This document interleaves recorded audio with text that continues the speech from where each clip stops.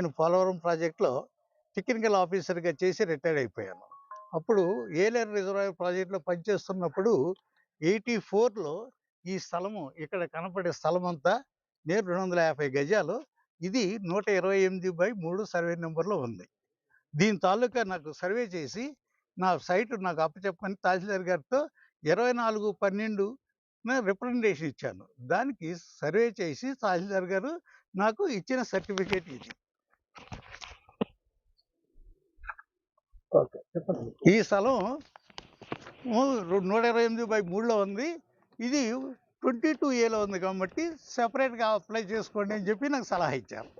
ఇది నా document, registered document. ఇది 1163/84 డాక్యుమెంట్. ఇది సబ్బవరం దాంట్లో రిజిస్టర్ అయ్యి ఉంది.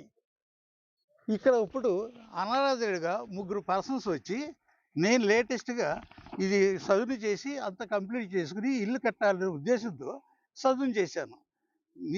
రాత్రి అనాథరైజ్డ్ పర్సన్స్ వచ్చి నా స్థలాన్ని ఆక్యుపై చేసి 3 పార్టుల కింద విభజించి ఆడు ఇల్లు కట్టుకోవటానికి ప్రయత్నం చేశారు. దాని మీద నేను సీఐ గారిని అప్రోచ్ అయ్యి ఒక కేసు నేను స్టేట్మెంట్ ఇచ్చాను. దాని మీద సీఐ గారు 2 సార్లు వచ్చి ఇన్స్పెక్ట్ చేసి తహసీల్దార్ గారికి రిపోర్ట్ ఇచ్చారు. ఏంటంటే దీని మీద ఎంక్వైరీ చేసి నాకు రిపోర్ట్ ఇవ్వమని చెప్పేసి తహసీల్దార్ గారిని కోరి ఉన్నారు. తహసీల్దార్ గారు ఇంకా ఆ సర్టిఫికేట్ ఇవ్వలేదు. ఇది రెవెన్యూ ఆర్ఐ గారు, సిఐ గారు వచ్చి ఇన్స్పెక్ట్ చేసినప్పుడు ఆర్ఐ గారు ఇది ఫేకు, ఈడ కన్స్ట్రక్షన్ అంతా ఫేకు, వాళ్ళు ప్రొడ్యూస్ చేసిన సర్టిఫికేట్లన్నీ ఫేక్ అని చెప్పి సర్టిఫై చేశారు. అది ఇన్ రైటింగ్‌గా అడిగాను నేను.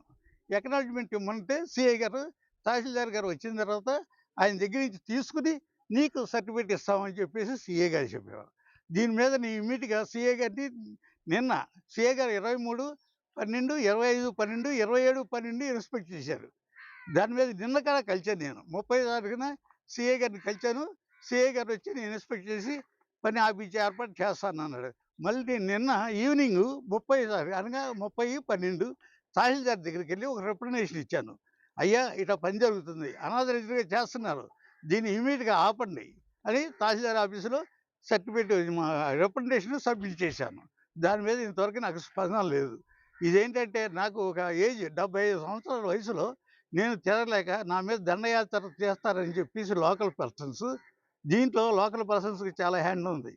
వాళ్ళు అనేకృతంగా ఈ రిజిస్ట్రేషన్‌లు చేసి ఎవిడెన్స్ లేదు. వాళ్ళు పంపించే ఎవిడెన్స్ అన్నీ దొంగ, ఫేక్ అని చెప్పేసి సీఐ గారు, ఆర్ఐ గారు సర్టిఫై చేశారు.